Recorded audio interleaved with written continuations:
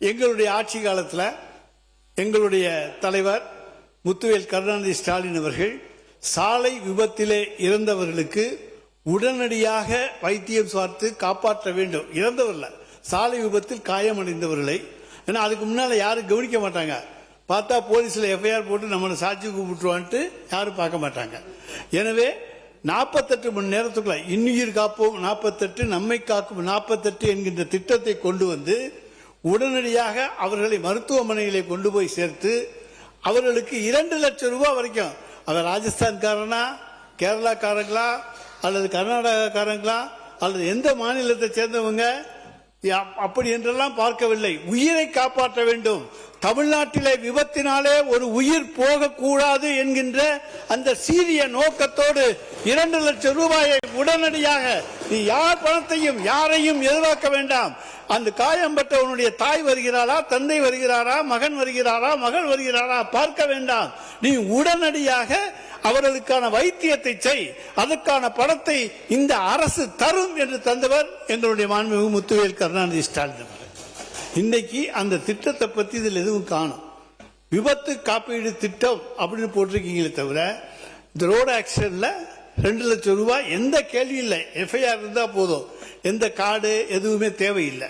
அந்த திட்டம் இருக்கிறதா என்பதை நம்முடைய மக்கள் நல்வாழ்வுத்துறை அமைச்சர் அவர்கள் தன்னுடைய மானிய கோரிக்கையில கூட சொல்லலாம். மக்கள் நல்வாழ்வுத்துறை அமைச்சர் அவர்கள்.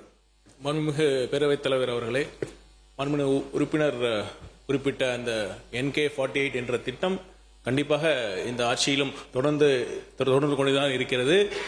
இந்த கடந்த 90 நாட்கள்ல பல உயிர்கள் இந்த திட்டத்தின் மூலமாக காப்பாற்றப்பட்டிருக்கிறார்கள் என்பதையும் நான் தெரிவித்துக் கொள்கிறேன்.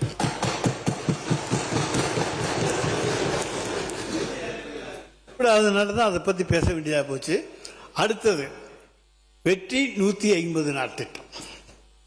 அது இந்த அரசு ஒன்றிய அரசிடம் சரண்டர் ஆகிவிட்டது என்பதற்கு எடுத்துக்காட்டான முதல் திட்டம் அந்த திட்டம். VPG ராம்ஜி 40% மாநில அரசு, 60% ஒன்றிய அரசு. அந்த திட்டம் கிராமப்புற வேலைவாய்ப்புகளுக்கு நாங்கள் வேண்டாம் என்று எதிர்த்தோம். அதனால எங்களுக்கு 3591 கோடி ரூபாய் 591 கோடி ரூபாய் பணம் வரல. பணம் வரவில்லை என்றாலும் கூட அந்த மக்களுக்கு வேலை வாய்ப்பை கொடுத்தோம். ஆனா எந்த காலத்திலும் நாங்கள் உங்களுக்கு பணிய மாட்டோம் என்று சொல்லிவிட்டு நாங்கள் மகாத்மா காந்தியினுடைய தேசிய ஊரக வேலைவாய்ப்பு திட்டம் தான் வேண்டும் என்று வலியுறுத்தினோம். VPG ராம்ஜி திட்டத்தை ஏற்றுக்கொள்ளவில்லை.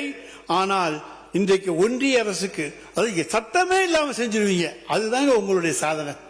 எப்படி ஓட்டுல எலெக்ஷன்ல சத்தமே இல்லாம வந்தீங்களோ அது போல சத்தமே இல்லாம சரண்டர் ஆயிடுறீங்க. பள்ளிக்கல்வித்துறை அமைச்சர் அவர்கள். மாண்புமிகு சட்டமன்ற பேரவைத் தலைவர் அவர்களே, எதிர்க்கட்சியை பொறுத்தவரை சற்று நேரம் முன்பு மாண்புமிகு உறுப்பினர் தங்கம் தென்னரசு அண்ணன் பேசினார். உண்மையிலேயே அரசியல் வேறுபாடுகளை எல்லாம் தாண்டி அதில் பெற்றுக்கொள்வதற்கும் கற்றுக்கொள்வதற்கும் எண்ணற்ற செய்திகள் இருந்ததை நாங்கள் இளம் தலைவர்கள் குறித்துக் கொண்டோம்.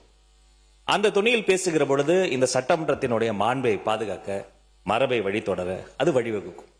ஆனால் மதிப்பிற்குரிய உறுப்பினர் அவர்கள் பேசுகின்ற பொழுது ஆரம்பம் முதலே பொது தளத்தில் பார்த்தது, சோசியல் மீடியா, பில்லு வாங்க போனப்ப நீங்க எங்க பில்லு வாங்க போனீங்க என்று இந்த நிதி அறிக்கை சார்ந்து பேசாது ஒரு அரசியல் கூட்டம் போல பேசிக் கொண்டிருக்கிறார். மீண்டும் அவருக்கு நான் தெளிவுபடுத்த ஆசைப்படுகிறேன். தோற்றதற்கு காரணம் இன்ஸ்டாகிராமா, எலெக்ஷன் ஓட்டிங் மிஷினா என்று பார்க்காமல் அவர்களை சீராய்வு செய்து கொள்வதுதான் அவர்களுக்கு நல்லது, அவர்களினுடைய வருங்காலத்திற்கு நல்லது. அதை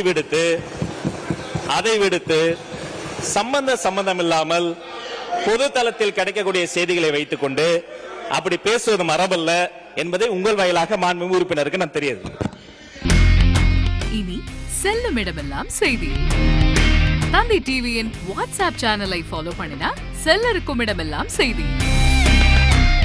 இதோ QR கோட் இப்பவே ஸ்கேன் பண்ணுங்க, ஃபாலோ பண்ணுங்க.